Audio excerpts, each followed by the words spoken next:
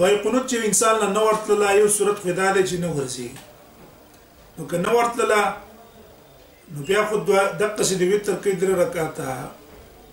کوشش وکړي د دعا زده کولو ځکه دې کې خیر ده او نبی صلی الله علیه وسلم من تاسو ته ویلي چې فاتو منه اذا امرتكم بشيء فاتوا منه ما استطعتم کله چې تاسو ته حکم کوم د خپل اوس مطابق په عمل کوئ چاته قران نو یاد هغه د پاره شریعت کې به تسبیحات په لغی جایز دي چې د قران په ځای باندې تسبیحات وي مثلا سوره فاتحه ویلا سوره فاتحه نورستو نور سورتونه ته نه دي یاد دا غي په ځای سبحان الله الحمدلله الله اکبر وي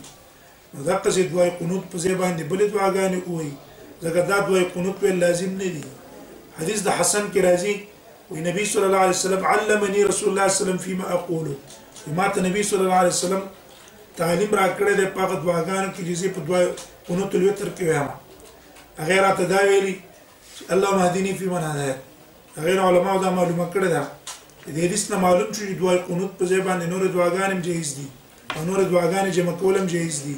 چې چاته دعای قنوت نه ورتله بل دعا دې دا په ځای باندې وي او کوي نه ویلا نو وتر د ادا کیږي ځکه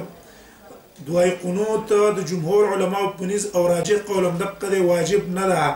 بلکې مستحب ده دیو نه صحابه به صرف د رمضان په اخر شپو کې دعای قنوت به ویلا په عام کال کې بنو